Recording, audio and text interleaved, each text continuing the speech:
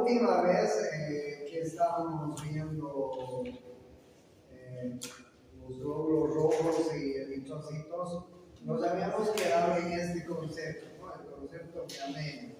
Es un trastorno sanguíneo muy frecuente y para valorar si una persona tiene anemia se basa en tres parámetros: el número de glóbulos rojos, la cifra de hemoglobina y el hematocrito por ciento, ¿no? Ahí ustedes tienen la hemoglobina en sus parámetros normales aproximadamente a nivel del mar, ¿no? Y la clasificación según la cinética de la eritropoiesis, según el tamaño de los hematíes, según la cinética de la eritropoiesis, pueden ser hiporregenerativas o regenerativas. Y como ustedes están viendo, en las hiporregenerativas tenemos disminución de la producción de los hematíes, la vida media de la parte del hematía aparentemente normal, funcionamiento de la médula ósea alterada, eritropoiesis disminuida, disminución del número de reticulocitos en sangre. ¿Ya? Entonces, en las hiporregenerativas entran todos estos factores y en las regenerativas entran estos otros factores: destrucción de los hematíes maduros, la vida media de los hematíes menor a 100, normalmente es de 100 a 120, funcionamiento de la médula ósea normal, aumento de la eritropoiesis, aumento de los reticulocitos en sangre en anemias agudas, reticulocitos disminuidos en anemias crónicas. Vamos a ir viendo. Entonces, este es el cuadro en general que quiero que lo tomen en cuenta, ¿ya? De anemias según la cinética de la eritropoiesis. Dentro de las anemias hiporregenerativas está la disminución de la producción de hematíes, ¿ya? Y esta disminución de la producción de hematíes, fíjense, todas estas son de este grupo hiporregenerativas. Dentro de la disminución de la producción de hematíes, pueden ser por déficit de nutrientes. Cuando digo déficit de nutrientes, me estoy refiriendo a estos tres que ustedes están viendo: a la ferropenia, falta de hierro, ¿no es así?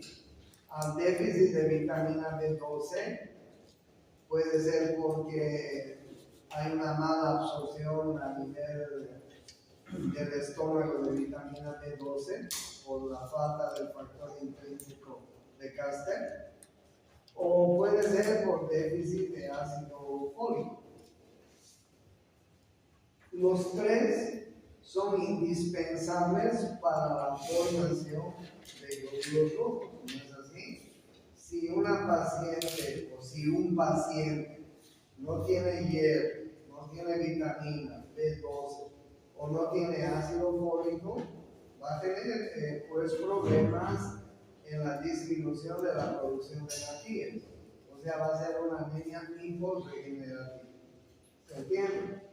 Por eso es que los médicos a los pacientes que son desnutridos, que en nuestro medio son muchísimos, niños, ancianos, embarazos, etc., les damos hierro, les damos complejo B, les damos ácido fólico, etc.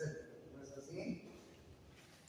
Pero dentro de estas anemias hiporregenerativas, con disminución de la producción de hematíes, también entran las enfermedades de la médula ósea. ¿Podría haber una anemia aplásica? Sí, porque muchos medicamentos producen anemia aplásica.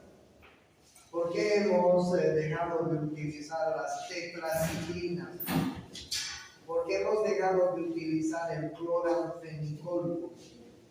Porque estos antibióticos producían anemia aplásica. ¿Okay?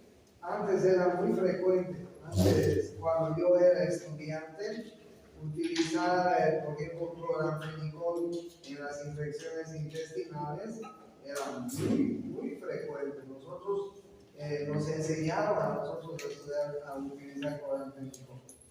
Las tetraciclinas se utilizaban mucho en las enfermedades de la piel, en las infecciones de piel.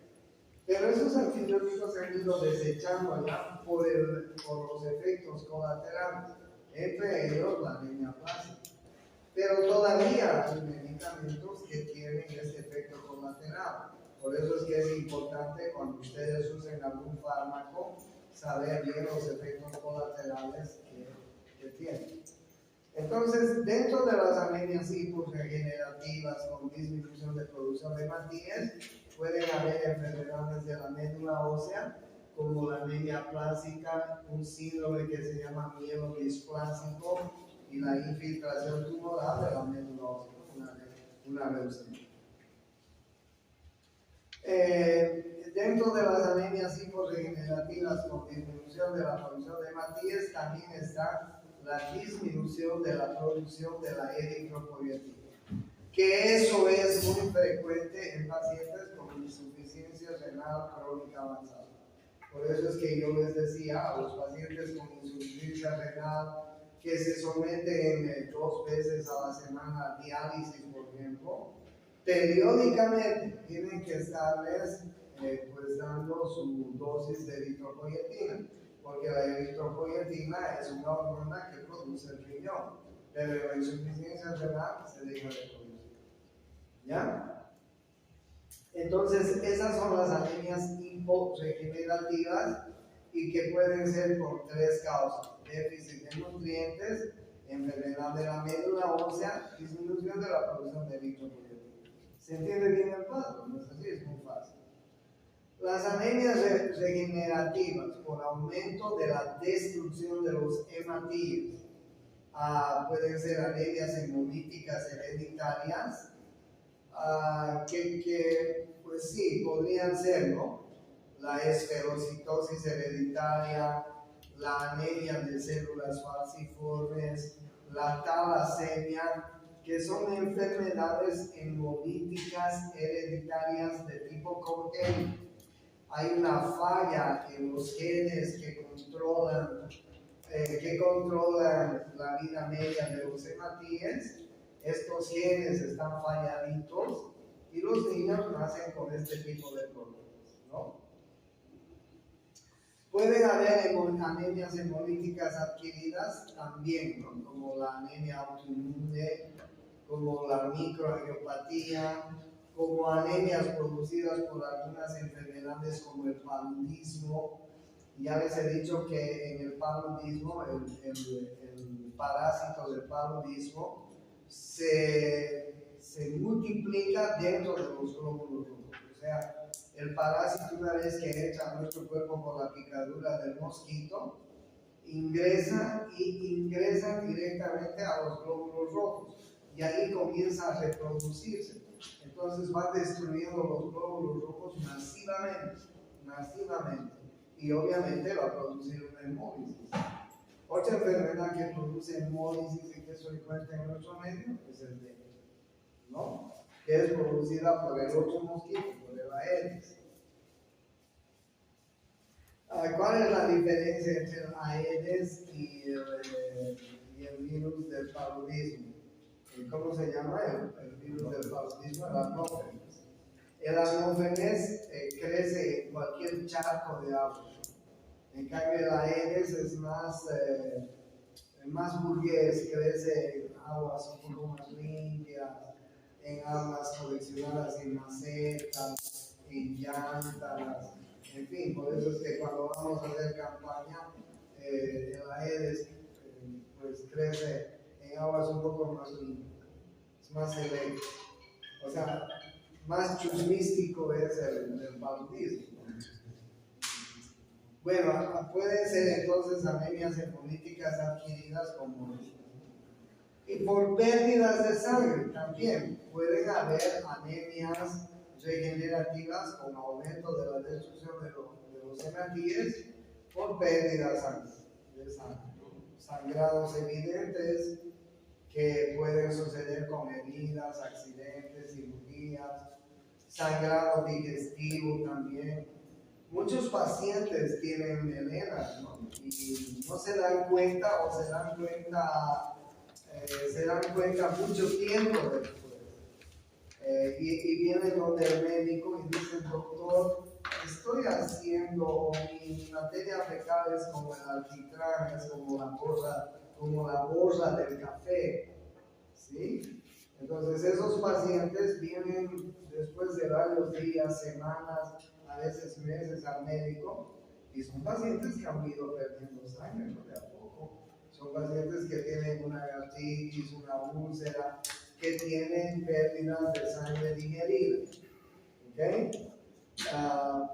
También hay pacientes con metrorragia, ¿no? Mujeres que tienen metrorragia por mucho tiempo, generalmente por algunos cánceres en el cervix, y no van al médico hasta que se sienten mal.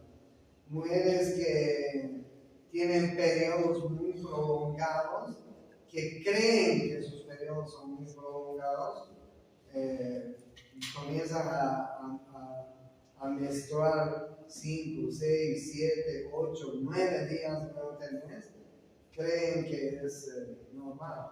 Y a veces tienen pólipos, a veces tienen miomas, a veces tienen cánceres, en fin, ¿no? Y van perdiendo.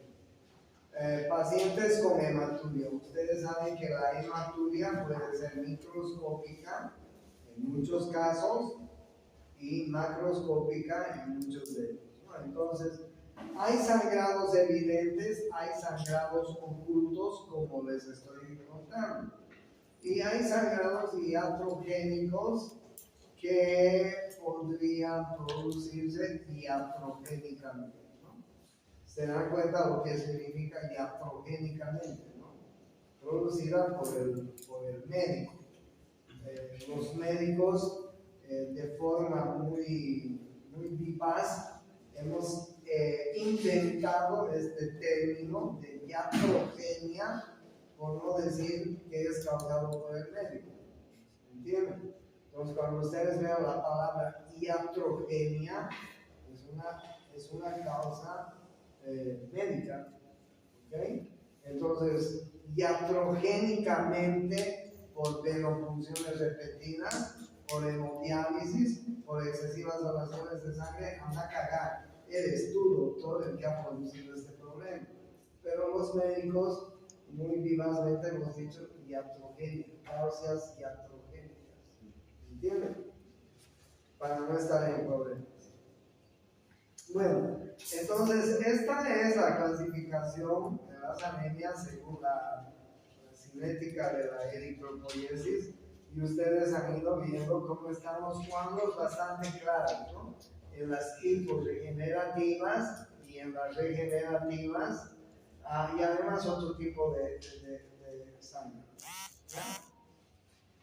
Las anemias, según el tamaño de los hematíes, se basa en el volumen corpuscular medio, que es una medida que está en femtolitros, útil en la orientación etiológica. Y según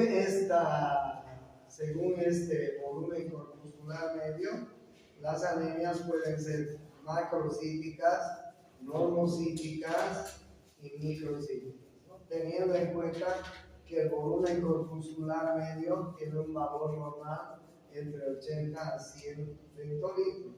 Si se llama macrocítica, el volumen corpuscular medio está por encima de 100. Si se llama microcítica, el volumen corpuscular medio está por encima de 80. Y entonces ahí ustedes pueden ver algunas anemias donde disminuye el volumen corpuscular medio, que está en relación con la hemoglobina. En las anemias microcíticas, donde el volumen corpuscular medio está disminuido, puede darse en anemias ferropénicas, porque la falta de hierro no va a producir hemoglobina. Entonces es importante, ¿no? El volumen corpuscular medio va a estar disminuido, no hay una buena hemoglobina en ese paciente, y entonces se va a tratar de una anemia microcítica.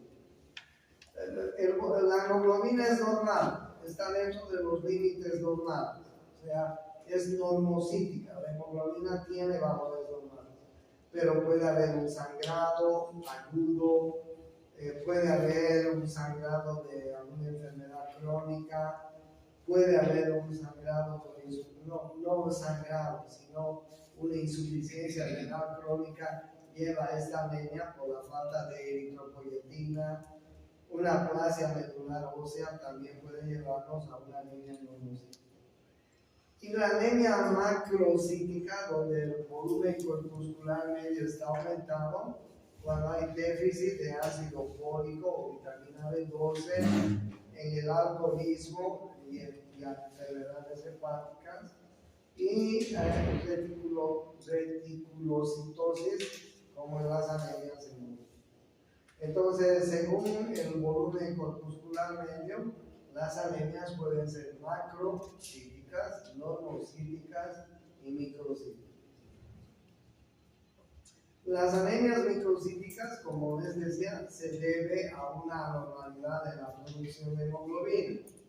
El número de moléculas de hemoglobina por cada célula está disminuido por deficiencia de hierro.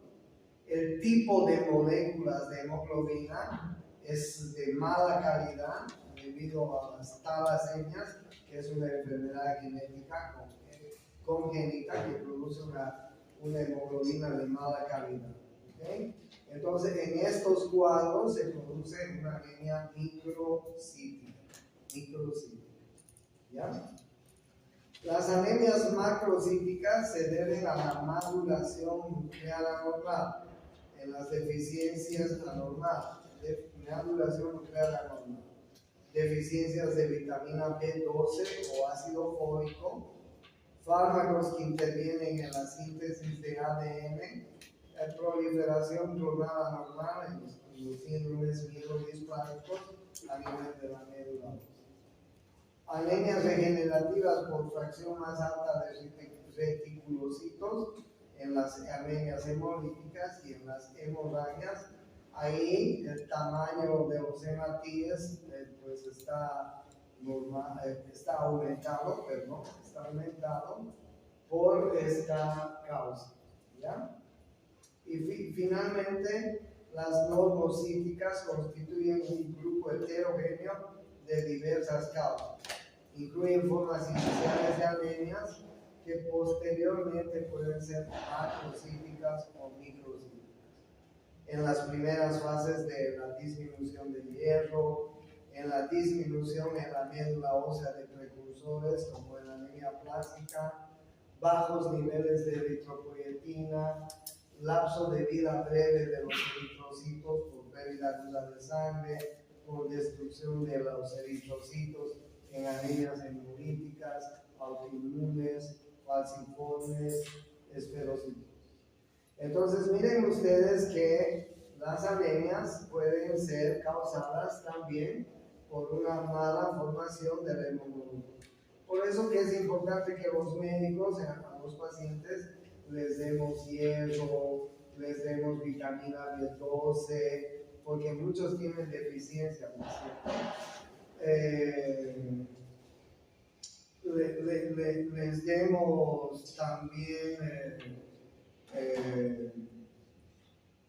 Les demos también algo que es muy importante en los pacientes, el ácido fólico.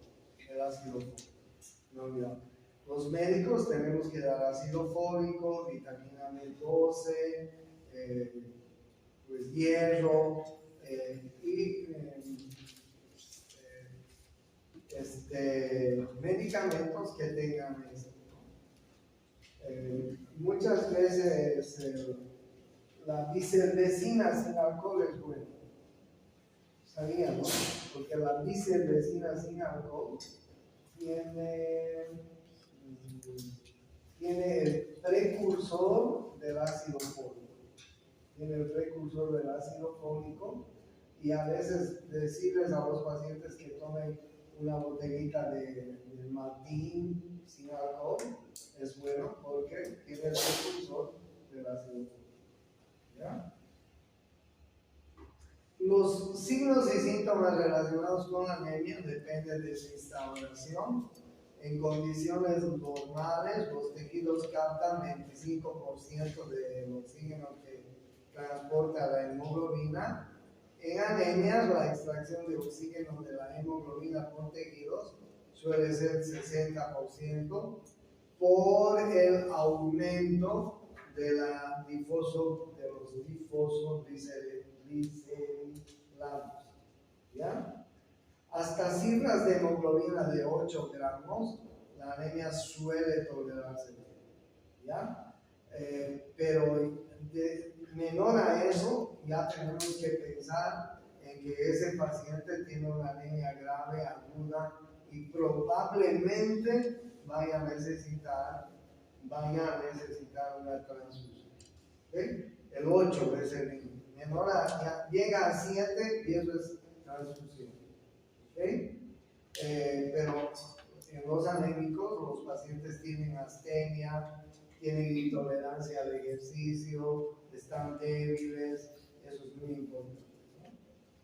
Por debajo de 8 gramos por decilitro se compensa la escasez de oxígeno transportado aumentando el gasto cardíaco. Claro, si el corazón no tiene mucho oxígeno que bombear porque hay pocos glóbulos rojos, lo único que le queda al corazón es aumentar su gasto cardíaco, ¿no es cierto? Va a aumentar su frecuencia cardíaca, va a aumentar su inotropismo, va a aumentar el gasto cardíaco, porque si no hay glóbulos rojos suficientes, ¿qué va a hacer el pobre corazón? Tiene que aumentar el bombeo del corazón, aumenta el gasto cardíaco. Entonces es fácil encontrar a un paciente con el gasto cardíaco aumentado, la frecuencia cardíaca aumentada, los ruidos cardíacos más fuertes, porque ha aumentado la actividad cardíaca. La anemia se tolera mal y se presenta limitación de actividades cotidianas, ¿no es así? Disnea de pequeños esfuerzos al reposo, pues tienen esta fase, ¿no? Que es muy pálida, una marcada astenia, adinamia, mareos, visión borrosa, confusión o falta de concentración, palidez de piel y mucosas y a veces ojos císticos. ¿Ya? Esas son las manifestaciones clínicas de una anemia por debajo de 8 gramos. Importante ya. Hasta cifras de 5 gramos por decilitro, el gasto cardíaco puede compensar solo en situaciones de reposo. ¿Sí? Si estos pacientes tienen cansancio, tienen sueño, tienen frío, tienen palidez, tienen desgano, tienen apatía. Por eso es que tienen que estar en reposo, pues, el cuerpo les va a exigir. En esas circunstancias su gasto cardíaco va a aumentar. Porque si estos pacientes con estas cifras se ponen a caminar por lo menos, pues ese gasto cardíaco no va a tolerar, no va a poder suplir el corazón con una hemoglobina tan baja. ¿Ya? Y si la anemia se instala de forma aguda, una hemorragia digestiva, por ejemplo, ¿no? Imagínense una úlcera perforada, una hemorragia digestiva alta o una hemorragia digestiva baja, imagínense un aborto en una mujer. Los síntomas son hipotensión, mareos, fatiga, calambres musculares, confusión, shock y colapso circular, ¿no? Entonces, miren ustedes cómo las manifestaciones clínicas de la anemia son muy importantes. Entonces, bien, las anemias más frecuentes son las hiporregenerativas, ferroprimas o ferropénicas, donde podemos darle sulfato ferroso. Megaloblásticas, donde pues sí podríamos pues solucionar el problema con alguna transfusión. Las anemias aplásicas, eso es más complicado, porque hay un problema en la médula ósea. La anemia por enfermedad crónica se puede resolver, ¿cierto? Y anemia por insuficiencia renal crónica avanzada, eso sí que es muy difícil, ¿no? Las anemias más frecuentes. La anemia ferropriva o ferropénica es una anemia causada por depresión de los depósitos corporales de hierro. Sus características es el tipo de anemia más frecuente en Occidente. 500 millones de personas tienen ferropenia, 15% de la población mundial. Más frecuente en las mujeres que los hombres. Las causas son deficiencia de hierro en la dieta, pérdida de sangre desde el tubo digestivo o las vías genituriales. ¿Por qué? Porque muchos parásitos se alimentan de nuestra sangre, ¿no es así? Muchos parásitos en el intestino.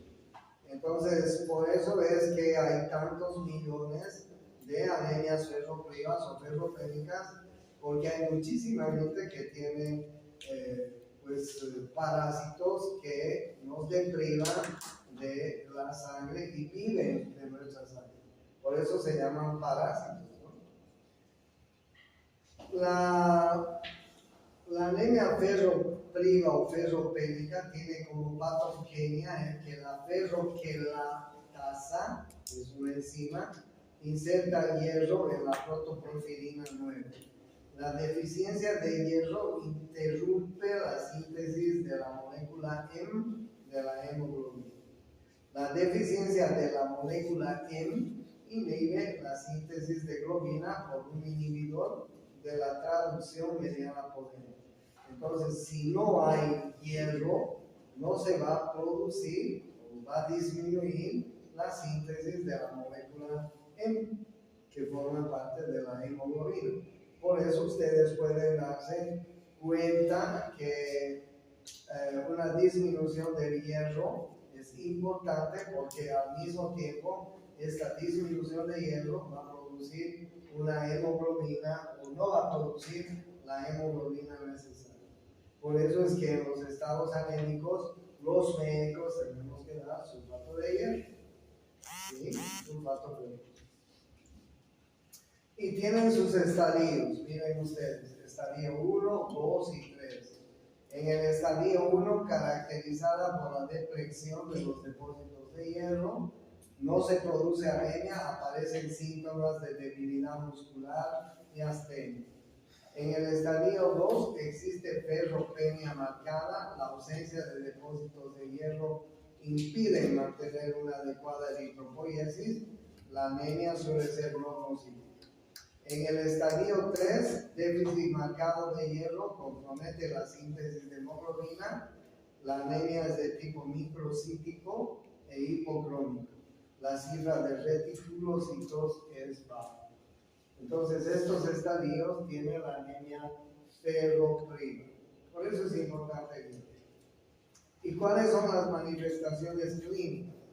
Hay fatiga, hay debilidad, hay astenia, disnea de esfuerzos. Los signos de déficit de hierro son queilosis a nivel de la lengua, ¿sí? Queilosis también se llama. Lacoinoquia o uñas quebradizas, fragilidad capilar, glositis y pica. Pica es un escozor, ¿no? ¿Qué saben? ¿Qué les dan en todo? Entonces, estas son las manifestaciones que tienen.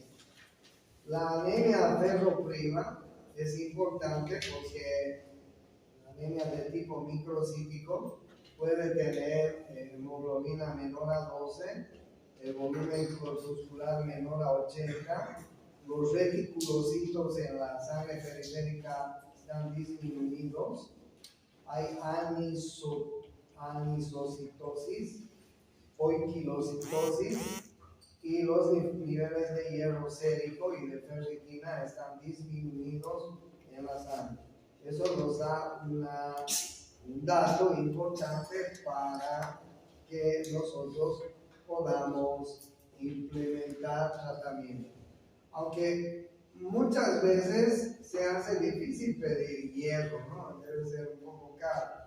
Nos damos cuenta cuando una persona está anémica por los signos clínicos que presenta, ¿no? Una persona anémica es pálida, muy pálida de piel, de mucosas, nos va a referir cansancio, fatiga, adinamia, astenia, etcétera. O sea, no hay necesidad de pedir hierro.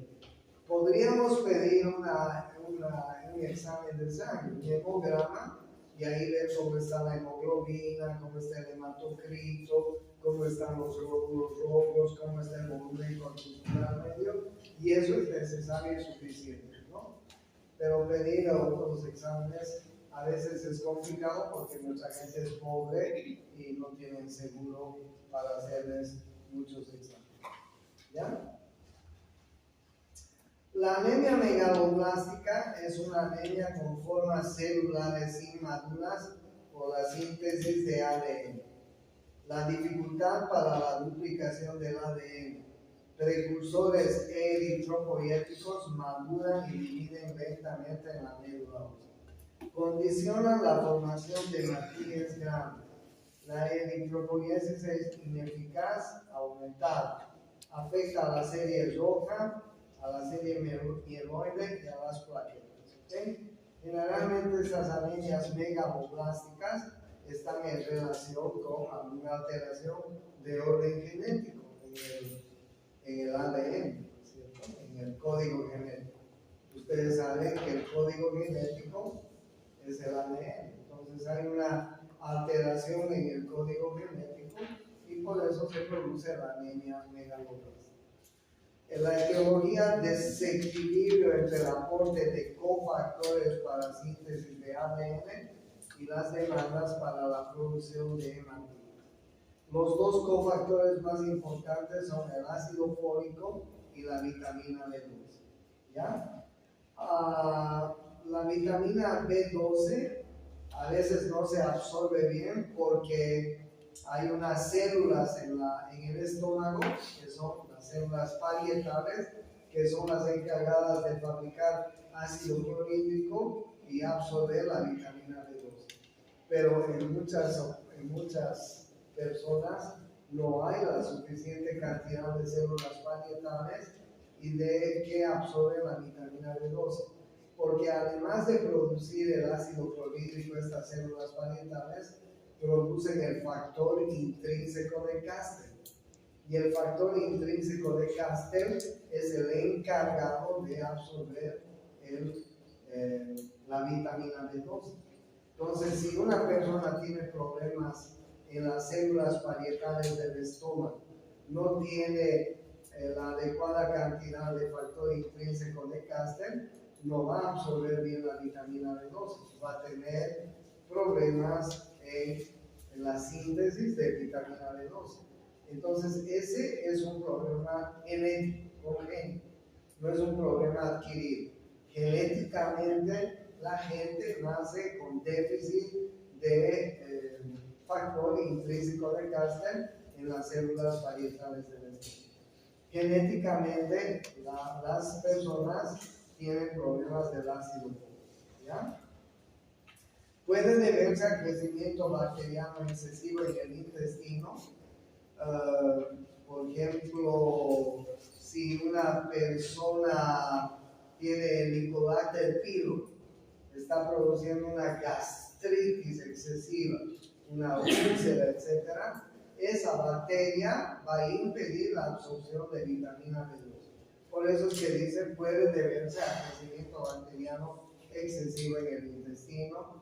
En algunas enfermedades de tipo inmune, la enfermedad de Crohn, eventos de origen autoinmunitario y deficiencias en la dieta de ácido fólico y vitamina B12.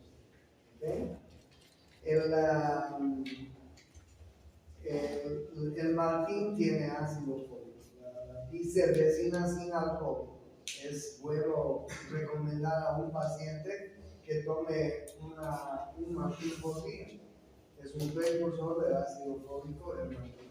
Tiene levadura de cerveza y la levadura de cerveza es un precursor del ácido fólico. ¿okay? Pero no Martín con alcohol, ¿no?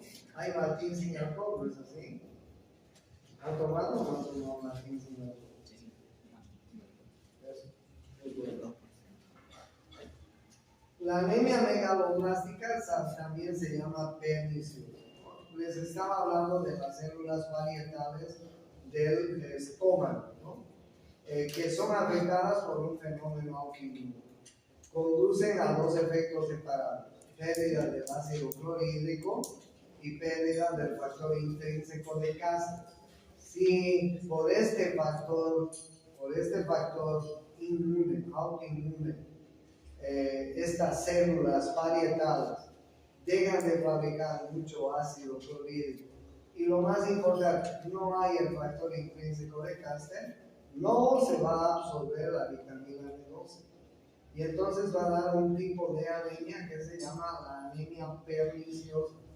Si alguna vez ustedes escuchan el término de anemia perniciosa, eso es debido a la falta de vitamina B12. ¿Por qué tenemos falta de vitamina B12? Podría ser por la falta del factor intrínseco de Castell a nivel de la célula parietal. ¿Okay? El pH ácido del estómago es importante para la liberación de la cobalamina desde los alimentos. Pero si la célula parietal no fabrica mucho ácido clorhídrico, el pH no va a ser tan ácido, entonces tampoco se va a absorber la vitamina B12.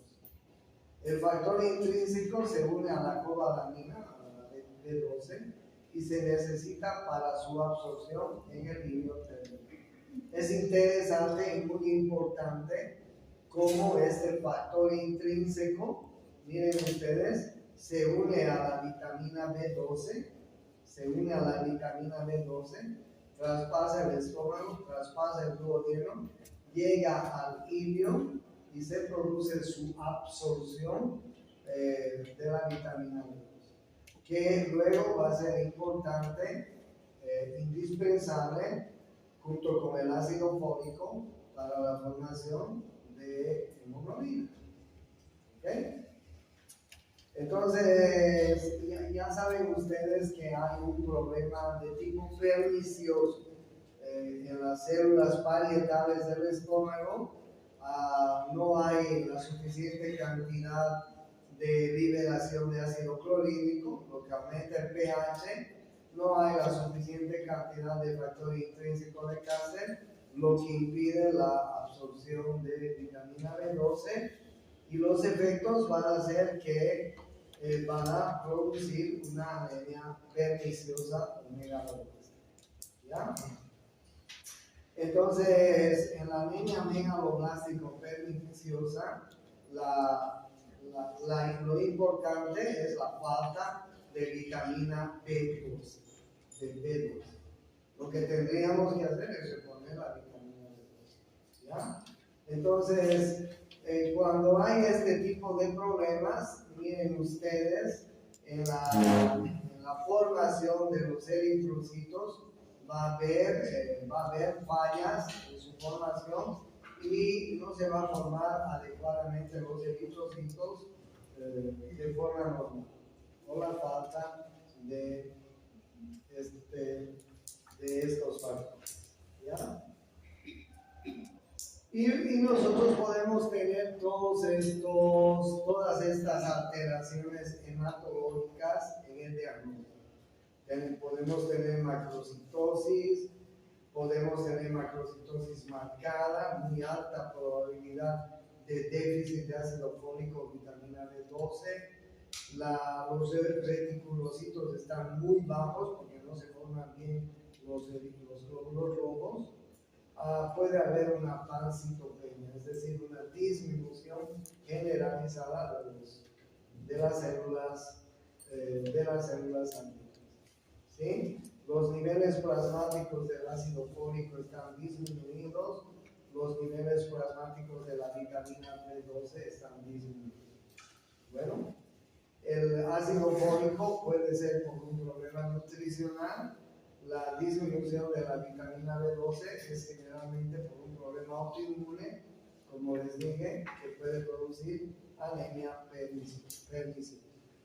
Y ahí ustedes pueden ver las manifestaciones de estas anemias perniciosas o megaloblastas. Suelen instaurarse de forma lenta y insidiosa. Los enfermos se adaptan bien a su hemoglobina baja. Síntomas de anemia pueden dar con hemoglobina menor a 8. Está aumentada la eritropoiesis significativamente.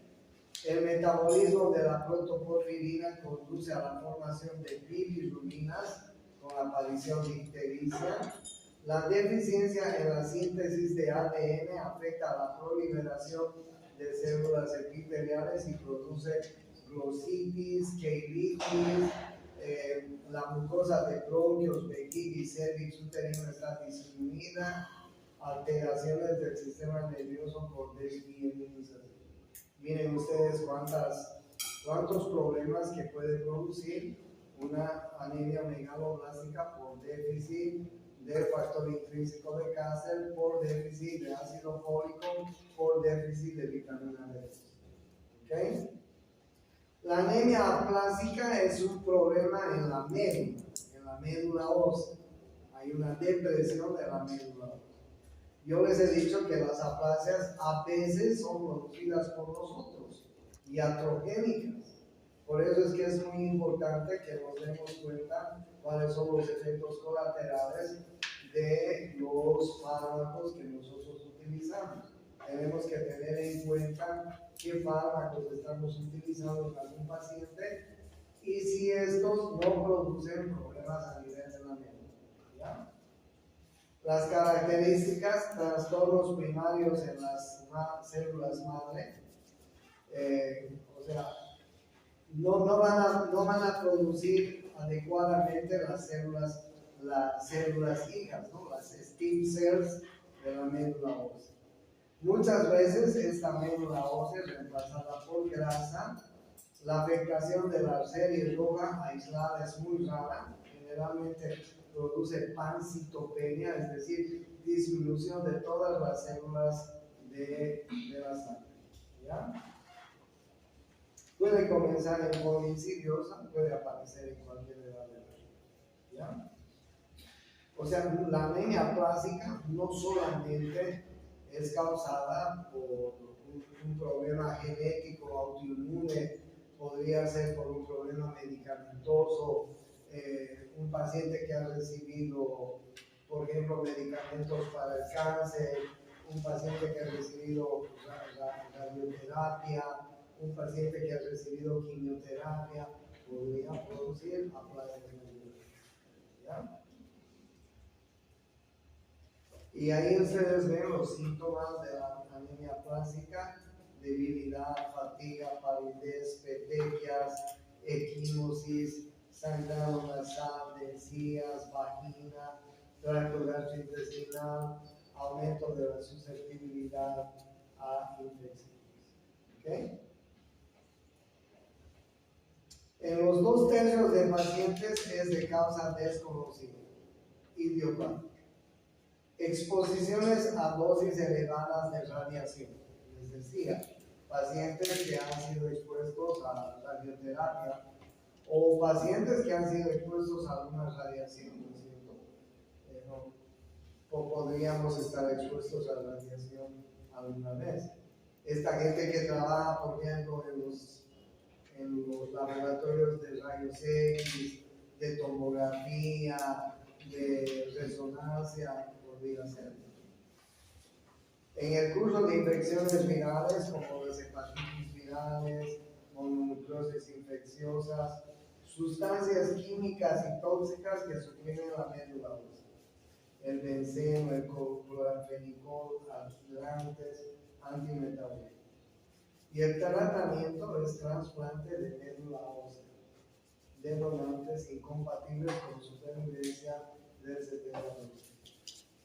¿Sí? El trasplante es bueno, solo que es caro. Nada más que necesitan $200,000 para el trasplante. O sea, no es mucho.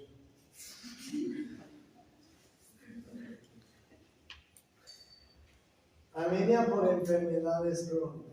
Se produce por activación del sistema inmune ante enfermedades crónicas, como por ejemplo infecciones crónicas como la tuberculosis, problemas inflamatorios como la osteomielitis, artritis, lupus, cánceres como la enfermedad de Hodgkin. Las causas: se postula que los macrófagos secuestran el hierro en el vaso y contribuyen a destruir los glóbulos rojos. Los linfocitos liberan citocinas, interleuquina 1, factor de necrosis tumoral e interferón, que suprimen la respuesta de las células madre a la eritropoyetina. Las características: anemia de moderada a intensa, primeras fases normocíticas, posteriormente microcíticas e hipocrónicas. Entonces, las enfermedades crónicas también producen anemia, sí, también producen anemia. ¿Ok? Las causas, miren, podrían ser estas las causas, ¿no? Que los macrófagos secuestran el hierro en el vaso y contribuyen a destruir los glóbulos rojos. Que los linfocitos liberen estos factores inflamatorios, proinflamatorios, y que suprimen la respuesta de las células madre a la eritropoyetina. Y las características de estas anemias son las que ustedes están viendo en esta figura. ¿Ok? Listo. Eso es todo.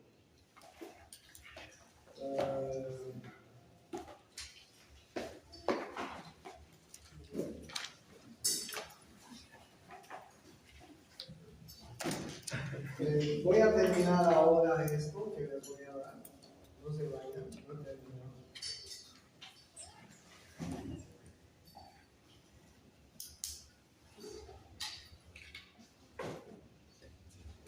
El jueves voy a terminar esto. El lunes voy a terminar hematopoiesis y el jueves damos el siguiente. ¿Ok? De todo lo que nos hemos ido avanzando en este periodo.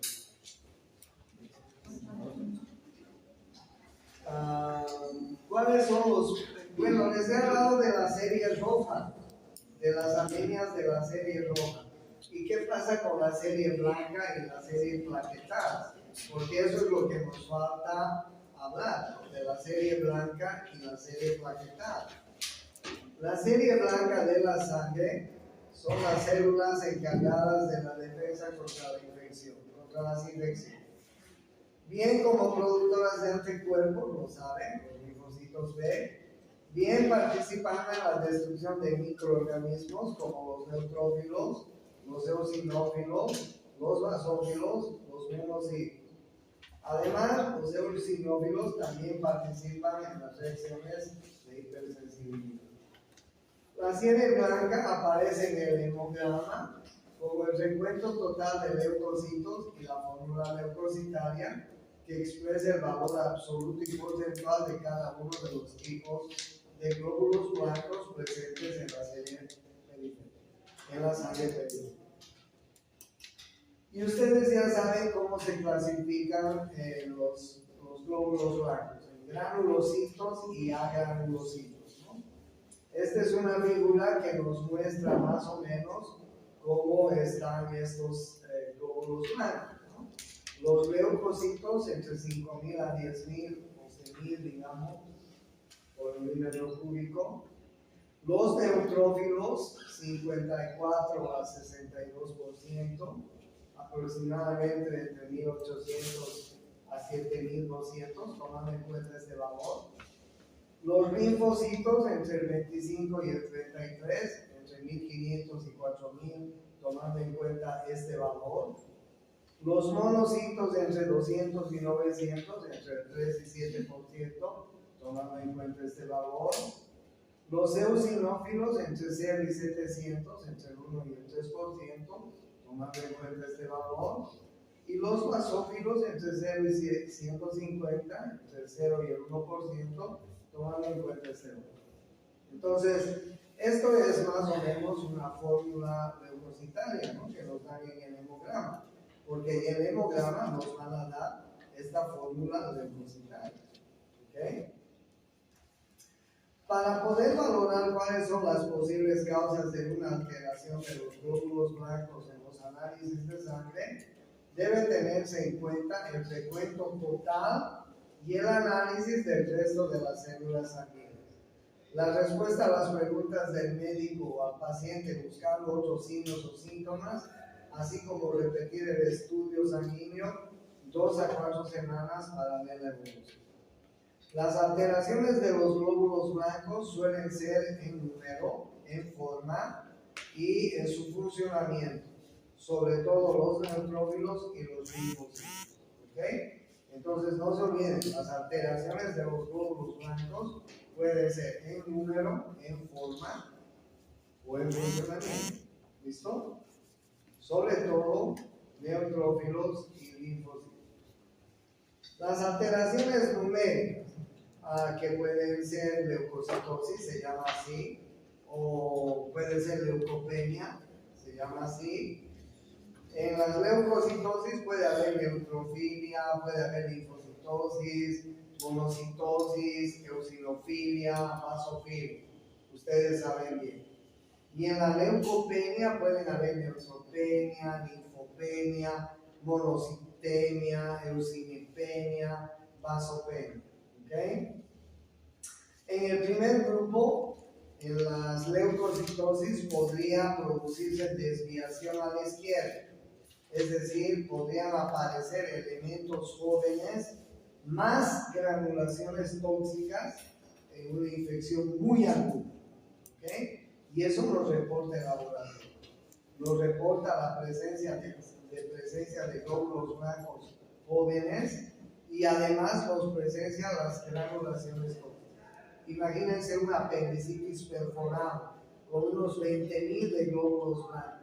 El laboratorio nos va a decir tiene 20,000 de glóbulos blancos, además que encuentro formas jóvenes en la muestra y además veo granulaciones tóxicas.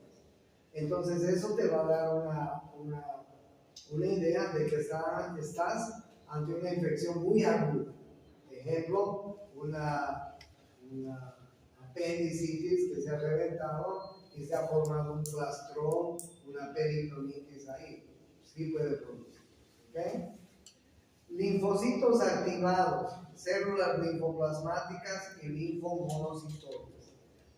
Pues en algunas enfermedades virales muy agudas también podría haber linfocitosis activada. Presencia de blastos, células muy inmaduras, de blastos que son células muy inmaduras en la sangre pública. Y también podría haber disminución de los glóbulos blancos, alteraciones numéricas. No se olviden de leucopenia en muchos de estos casos que ustedes están viendo. De granulación de los neutrófilos en los síndromes mielodisplásicos y anemias refractarias. Neutrófilos vaculados suele ser signo de infección. Bastones de Auer aparecen en células plásticas. Presencia de cuerpos de Dohm asociados a presencia de infección o inflamación. Anomalías de Berger-Wett, que es un defecto congénito de la segmentación de los neutrófilos. Eosinófilos y basófilos de granulados y vaculados que sospechan el síndrome mieloproliferativo. O sea, miren ustedes que pueden haber varios casos que producen leucopenia, pero al mismo tiempo pueden haber varios casos que producen leucocitosis. ¿No es así? Como ustedes están viendo, los glóbulos blancos se pueden alterar en número y en tiempo. ¿No es así? Claro. Bien, la alteración por aumento del número de leucocitos se denomina leucocitosis. Puede ser fisiológica, puede ser patológica. Fisiológicas, miren, embarazo, infancia, esfuerzo, calor, etc. Y también pueden ser infecciosas, ¿no? Bacterianas, víricas, otras enfermedades como ustedes están viendo.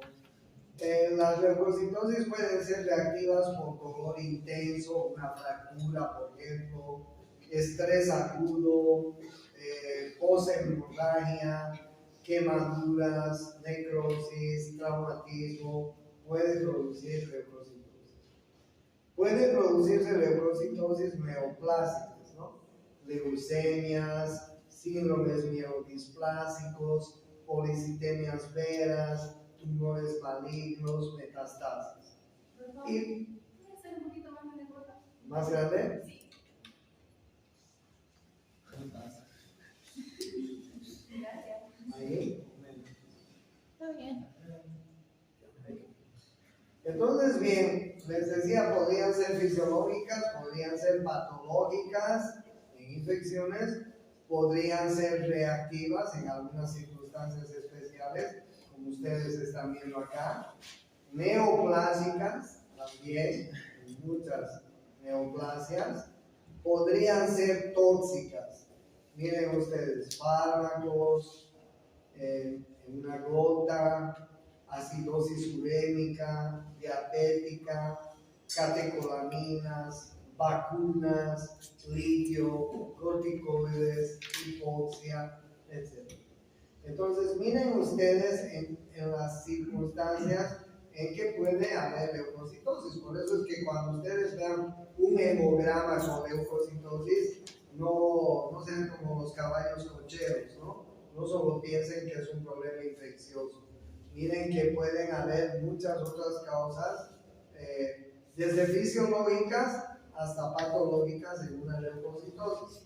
No hay que ser como caballo cochero, es decir, ven una leucocitosis de 15.000, infección, buscar dónde ser foco infeccioso. No es así. Acuérdense de este cuadrito porque pueden haber muchas otras causas de leucocitosis. ¿Ok? Ante una leucocitosis se debe evaluar el hemograma para ver qué tipo de glóbulos blancos están aumentados. Es muy importante reseñar que siempre debemos fijarnos en el valor absoluto y no en el porcentaje. Con este primer análisis aclararemos si nos encontramos ante una neutrofilia, una linfocitosis, una eosinofilia, una basofilia o una monocitosis. Si nos encontramos ante una leucocitosis persistente, sin una causa aparente o hay afectación de otras series, además, como por ejemplo los glóbulos rojos y las plaquetas, o aparecen en la exploración datos como adenopatías o esplenomegalia, sería recomendable la derivación a hematología para descartar procesos mielo o linfoproliferativos. Qué interesante ese consejo, ¿no? Qué interesante ese consejo. Si nos encontramos ante una leucocitosis persistente sin causa aparente y además otras series también están elevadas, como los glóbulos rojos y plaquetas, o aparecen en la exploración datos como adenopatías o esplenomegalia, mejor derivar a un especialista. Un buen consejo, ¿no? Buen consejo. No te metas en cosas. No. La neutrofilia es el aumento de la cifra absoluta de neutrófilos. Podría darse por infecciones bacterianas, por síndromes mieloproliferativos crónicos, enfermedades autoinmunitarias, neoplasias, necrosis hística, neutrofilia congénita, neutrofilia transitoria después de la esplenectomía, de una intensa hemorragia o neurofilias medicamentosas. En los fumadores de más de 2 paquetes al día se presentan cifras de neutrófilos 2 veces mayor que la población. Qué interesante, ¿no?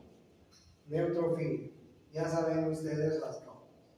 Entonces, no solamente es infección bacteriana, podrían ser otras causas. Linfocitosis. Se denomina linfocitosis a la presencia de más de 5.000 linfocitos por milímetro cúbico de sangre en sangre periférica. El hallazgo de una linfocitosis puede ser fisiológico en la infancia o debido a infecciones víricas y algunas bacterianas. Si la morfología es de un linfocito activo o reactivado, sospechamos como primera causa mononucleosis infecciosa que se acompaña de fiebre alta, faringitis, aumento del hígado y adenopatía. También se desarrolla en hepatitis, tuberculosis, sífilis, enfermedades exantemáticas infantiles, bordetela, etc., ¿no? Y una gran parte de infecciones virales, no se olviden. Si aparece alteración de otras series e importante alteración morfológica, puede pensarse en síndromes linfoproliferativos, ¿ya? Pero bueno, generalmente los linfocitos aparecen en infecciones de tipo virales, ¿sí? Aunque pues pueden haber otras causas como ustedes ven. Monocitosis. Se habla de monocitosis cuando encontramos cifras de mayor de 9.000 por milímetro cúbico de sangre. Puede ser fisiológica en el recién nacido. Hay pocas enfermedades que afecten específicamente los monocitos.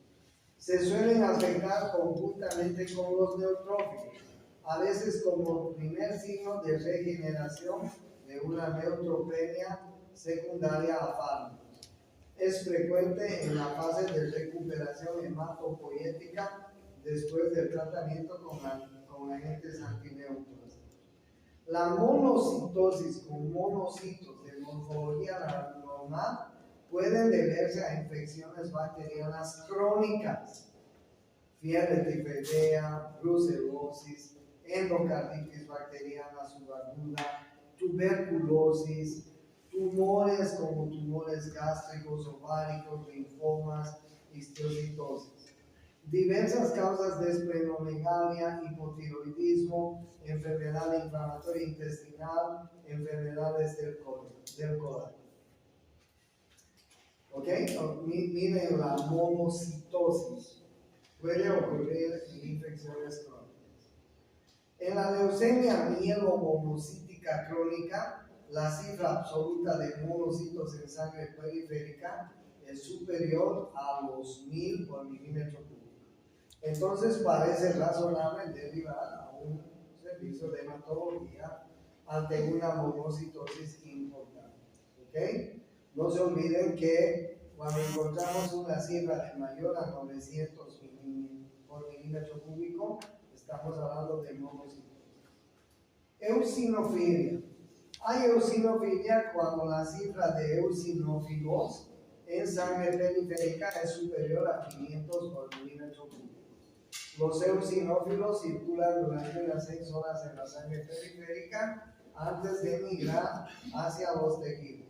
Fagocitan microorganismos y desempeñan un papel relevante en la defensa contra ciertos parásitos.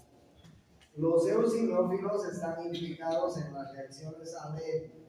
Otras causas de eosinofilia son las parasitosis, las enfermedades de la piel como la sarcoidosis, enfermedades reumáticas inflamatorias, insuficiencia suprarrenal, ingesta de determinados medicamentos como los IECAS, los antiinflamatorios, los AINES, ranitidina, allopurinol, quinolonas, penicilina, cefalosporina.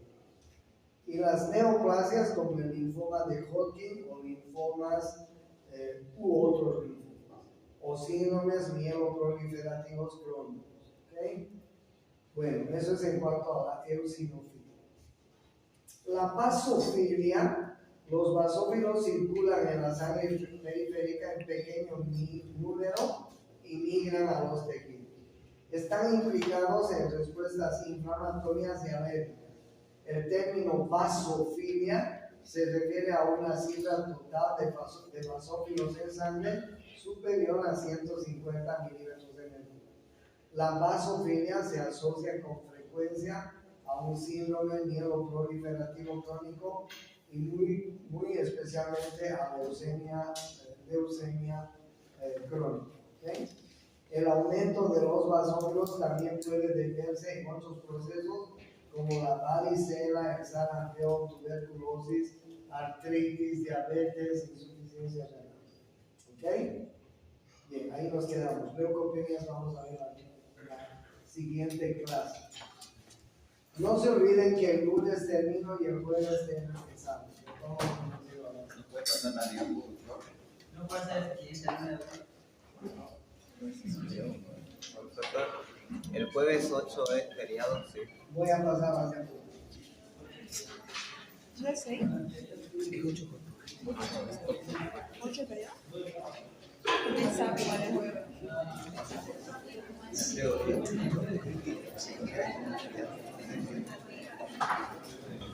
Es 8. Sí, el 8. 8 periodos.